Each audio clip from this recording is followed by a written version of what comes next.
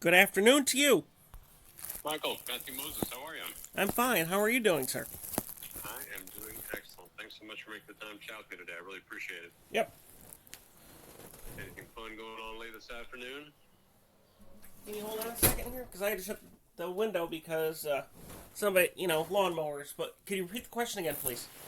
Yeah, actually, I was just curious to see if the day was going well and whether or not Yes, you had anything fun later today going on. yeah. I got night school at 4 o'clock, so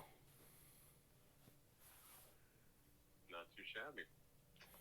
Um, if I may, Michael, the reason I was reaching out to you is you certainly saw my email yesterday. You had applied in regards to our structural engineering manager role that we had sitting out there. I obviously always like to start these conversations off with the very easiest question, and that is, tell me why we are talking. What is happening that you're thinking about making a change? I'm making a change because my client passed away, and I'm looking for something that's a little more stable. He passed away a few months ago, so now I'm back into the job scene. I'm looking for something that's more stable.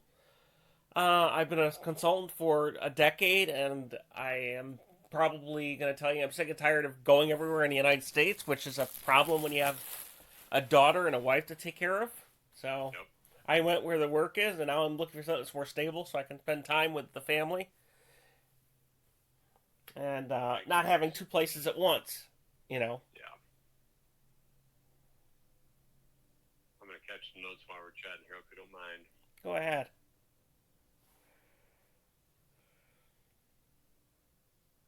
And so then obviously you've done a lovely job of including a full description of your coursework here, as well as sort of a lighter view, if I may, of your recent project work.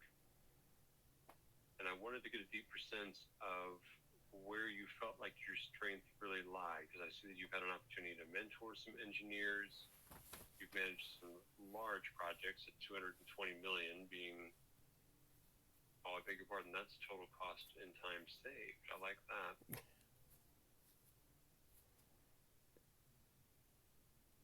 Yeah. So let me see if I can just ask you to provide me with a general overview beyond what's here on the resume. May I ask you to do that? Yeah, pretty much I've been pretty much designing and reviewing.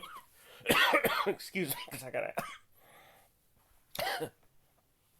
allergies. So pretty much I've been designing and reviewing buildings my whole life, pretty much.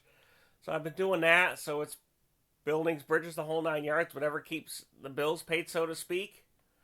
Yep. And it's just the way and it's been for me the way the market's trended. So especially during the Great Recession, I got into plan review because a lot of private projects got canceled during the Great Recession. So I did that for a couple of years, and then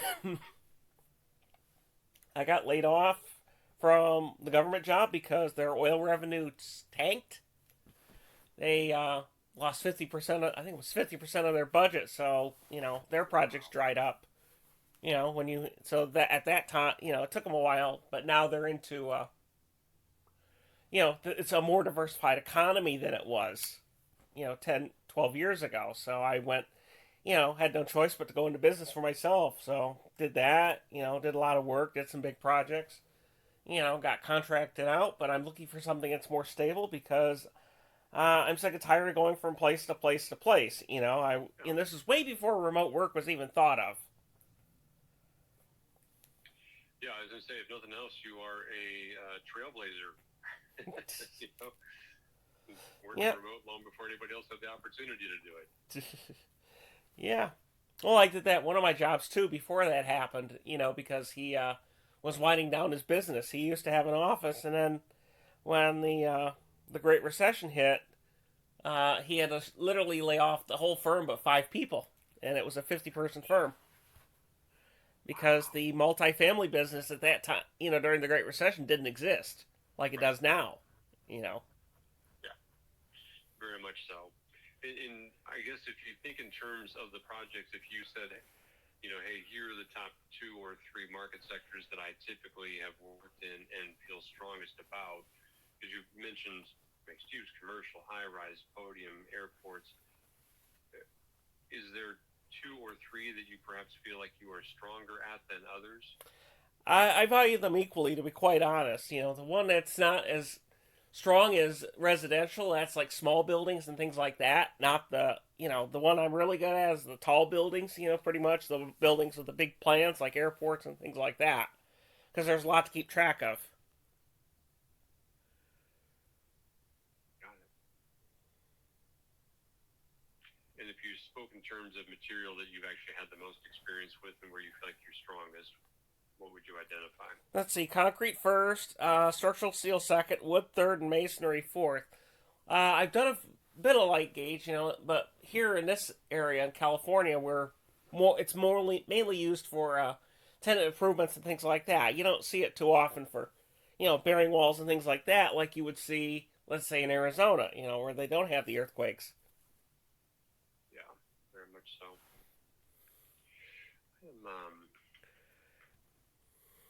It's interesting because as a material, we've actually been doing a fair amount more work with CFS as of lately. But that's primarily because the work that we are doing has been around the country. And so, well, I guess we certainly have a presence here in California, and yes, we've done some good things. I don't know. We just have had a much deeper embrace of CFS in the last few years. Well, part of it also is there's a supply shortage, and also CFS is a lot lighter to carry around job sites. Oh, yeah. Very light to carry on a job site, so. Yeah. Which I don't have a problem with, And here in California, we have the plant that makes it, so, what are you going to get? Yeah, exactly. Okay. Well, so if I may, how about in terms of leadership? Because I noticed that you mentored structural engineers. So this has one of your stronger suits right at the top of the resume. And yet I'm curious if you can tell me at what point, because I'm assuming that you're referring back to your time with Middlebrook and Louis, where you were the lead structural engineer. Can you tell me how many folks you had reporting to you? How large was the team? How long were you in a leadership role? Was it 6 months? Was it 5 years? It was close to 5 years. So, and then also when I was self-employed, I had, I got subbed out to firms, so I worked with some of the engineers that worked there. Because a lot of times the places I worked didn't have the staff to do the work. So, they didn't have the experienced people, so I would be the one that would end up doing it. And and the last time one of the firms did that, they ended up getting rid of the structural division because nobody wanted to stick around when the firm, when they were going to downsize the division. So. Goodness, man, you've been in some tough spots. Too many, to be honest. It sounds like it. Frankly, I think you always hope in the course of a career that you have at least one opportunity where you get to land and feel comfortable and confident, enjoy the work, enjoy the people, and it's just an overall good experience. You get to ride for a while, which it seems like you, to some extent, had that in working for yourself. But to your point, just having the uncertainty and traveling all over the place makes it a bit tougher to do. Yes, it does. It's tough with the family, especially. For sure. Because you don't know when you're gonna see them much. Yeah. Yeah, it becomes difficult to kind of plan. You try and plan the work around the family, but unfortunately, a lot of times it ends up getting flip flopped. Mm-hmm. So, I'm curious in terms of a title, because you've obviously been wearing the structural PM title in your own business for quite some time. Is there a different title that you prefer? Is there a title that you are aspiring to? Does title not matter? Where do you fall on that spectrum? Okay. I don't think title matters to me as much as long as getting the work done. That's the most important thing. Got it. And if you talked about the top 2 or 3 things that, in terms of getting the work done, I guess I would say, describe the top 2 or 3 responsibilities that you like to own. What would you say those top 2 or 3 responsibilities are? Well, make sure it gets done adequately, and so we don't have to go by and try to get, go through many rounds of plan review to get it approved. So I believe in getting it right the first time, within reason. Obviously, you're not going to have everything, because you're going to get these instances where people, just send stuff at the last minute, then you're not going to be able to do it. Yep. That's just not possible. Very much so. So I do the best that I can. Okay. And what else would you add to that list? And then the other thing I would add on the list is making sure it's built right. That's really important, or as few corrections as possible. That means trying to get it to the best place where it's built without having, a slowdown on the job. Yep.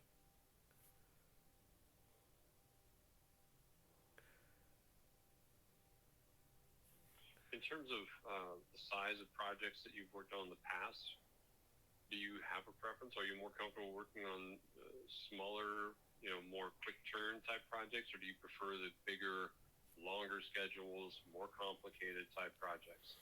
Well, for me, it's been a mix of small and big projects, pretty much. Yeah. So you can't just have one that's a big project. After a while, you get bored of it. And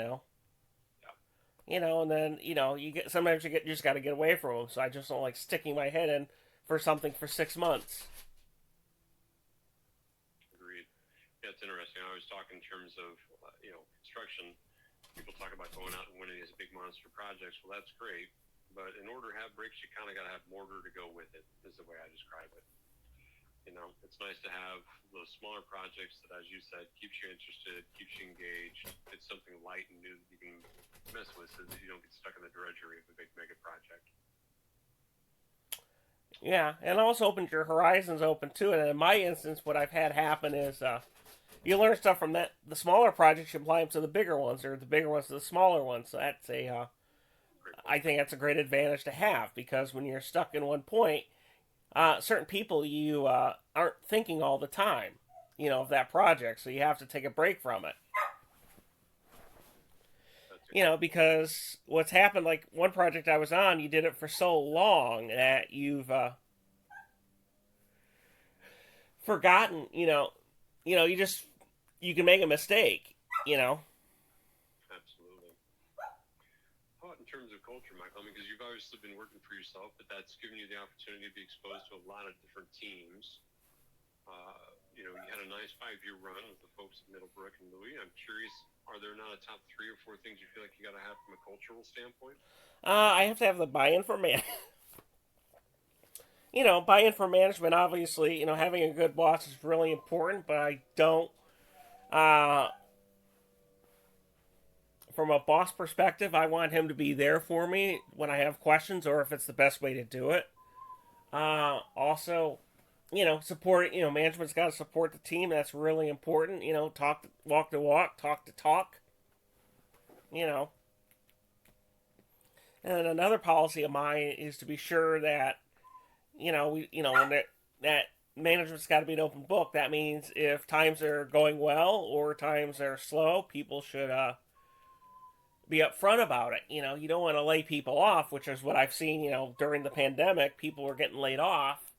And what happens is when you try to recruit people, remember that, you're going to lay me off again. That's right. Yeah. Your brand, that becomes your brand in the market. People remember that. Yeah, and that's why I think they're having a hard time getting people. They're going on my favorites when they go on TV and say, we can't find anybody. Nobody wants to work anymore. It's like, I like going to asking these people, okay, what have you done? Yeah. Very much so. And they don't like it when they get heard about that. My favorite is, I love asking, okay, what have you done what's your recruiting process like? Have you fired anybody? I love it when they go on TV, and it have, like, nobody working in the restaurant, Exactly. And then I ask, okay, what's your hiring process like? What are you doing to get people in the door? Because if you're doing things like, interviewing people nonstop for like 10, 15 times, people aren't going to want to work for you. Yeah. They remember that. I think a minimum set of interviews is at least 2. And if you can't get everybody together, you have a problem. Agreed. Hey, want to reconfirm, Mike, you're living in San Jose, is that right? That's right. Okay. Yeah, I know you guys bought Greg Luth. Yeah, we did. We did, and it's been a great acquisition. I think Greg's been absolutely dynamite. He's one of the more innovative engineers that we've had a relationship with, and you know, by the same token, there's some things that we have brought to the table in terms of culture that I think are serving the team there, and creating some more longevity and stability, like you were talking about at the beginning of the call. And I'll probably speak to that more in just a moment, but I did want to get a deeper sense. You obviously know that we bought GPLA. Tell me more about what you know about us. Well, I know DPR because they're a construction company. Actually, one of the buildings I designed when I first came to California was designed by them many years ago. So Got it. that's how I know of the company, and I see the signs around. And this is the first time I've seen them by a structural engineering firm, which to me, it's rare. But I'm not a business person, so I don't know. Yeah, no, it is rare, that's for sure. And let me, if I can, sort of lend some insight, because I'm going to give you the world's fastest history lesson here.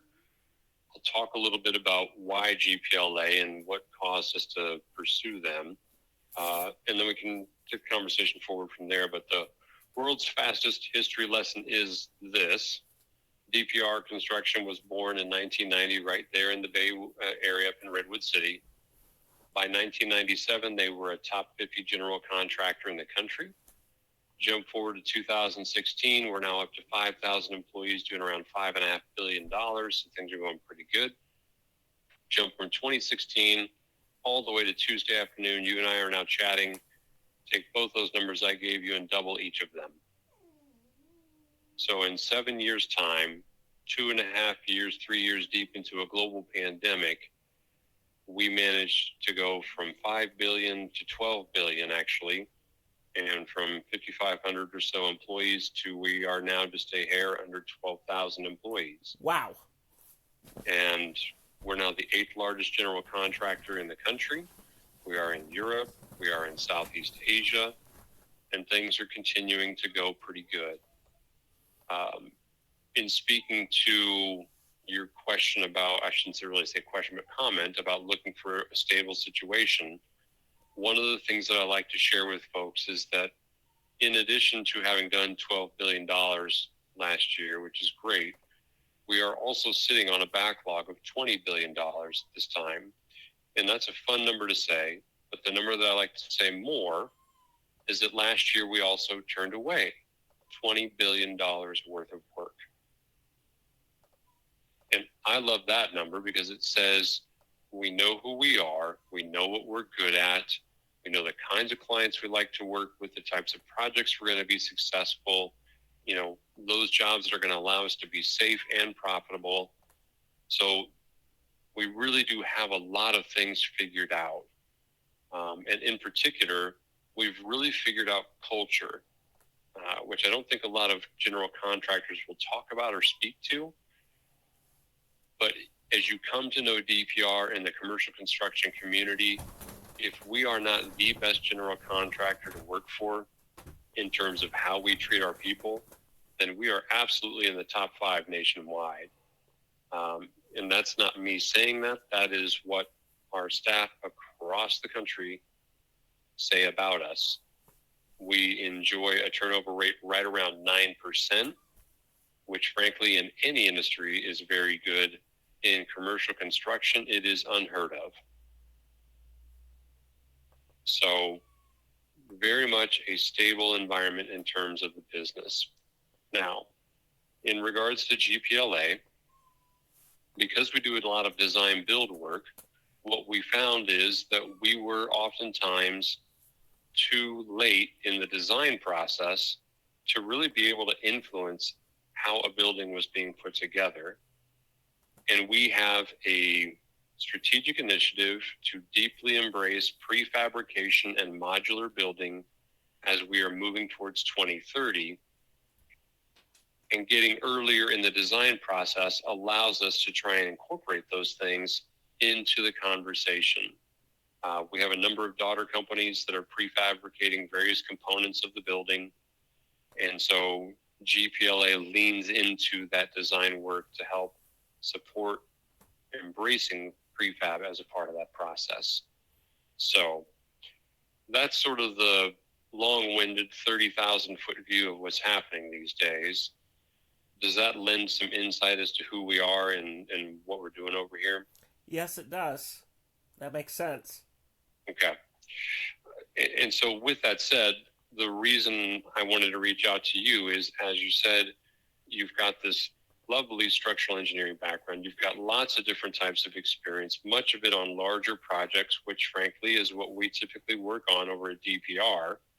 We're doing a lot of healthcare, life sciences, advanced manufacturing, data centers.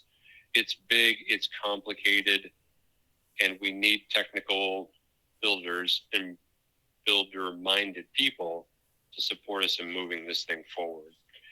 So I think here's the thing, Michael. I really feel like I could pepper you with about 1,000 more questions, but I think it would be a misinvestment of our time. What I would rather do is see about getting you to talk with the leadership over at GPLA and finding out if what they are thinking aligns with what you want to do going forward. Is that a conversation that you're open to? I'm very open to that conversation. Okay. Then I think that's what we should do. And I think, well, and actually, I beg your pardon. Let me ask one final question before I move down that path, and that is compensation, because I don't want to misinvest your time. Can you share some thoughts on where you would like to be going forward from a compensation standpoint? Well, first let's start with the range that you're offering first. I'm thinking I'm in the 150 to 160 range, but I want to ask what your range of it too. And for me, compensation includes a bunch of different things, so salary is not just the only part I consider. Michael, I apologize. Your signal kind of cut out on me, so I only Okay. caught a portion of your comments. Okay. I'm looking at just the salary is not the only thing I consider. It's all the other things in the salary. Like what are the benefits, how much am I paying for health insurance, things like that. You bet. So it's not just one thing, because you could have a $200,000 a year salary, but if your health insurance is priced out of the sky, Exactly. doesn't make sense. Yeah. And also, so in terms of salary, I would certainly say that 150, 160 is within the range. We typically would look at somebody that being between, I think, on that entry level side, we're closer to 120. On that very experienced side, we're closer to 165, 170. And, there's a whole range in between there. Now, in terms of benefits, again, I think we're a little bit early in the conversation, but I do want to share this with you. We enjoy the benefits of a 10,000 person company. So our medical, dental, and vision is very inexpensive, especially for someone that's got a family. I can speak to that myself, having a wife and 2 young children. We also have short-term and long-term disability, a life insurance policy available to you at no cost. That life insurance benefit is 2 times whatever your base salary would be. We have a 401k that matches 50 cents on the dollar up to 6%. We offer 4 weeks of PTO. Oh, by the way, I beg your pardon. On the benefits, you are eligible for those on your very first day of employment. There is no wait period. In terms of paid time off, we give you 4 weeks of PTO that you accrue over the course of a year. In addition to that, we also have 10 paid holidays. So in total, about 6 weeks worth of time off. And then at your 5-year anniversary, and I mean each of your 5-year anniversaries, so 5, 10, 15, we provide you with an additional 3 weeks of PTO, which we refer to as sabbatical time. And you are able to use those 15 days, but they need to be used consecutively within 2 years of being awarded, because we are very sincere about you taking care of yourself, your family, your mental health, and ensuring you have work-life balance. So I found that we're pretty darn generous in terms of our paid time off. And there's a whole host of other benefits that I could start digging into in terms of gym memberships and pet insurance and fertility assistance, adoption assistance, parental time off, etc. There's just a bunch more that we could dig into at a later time.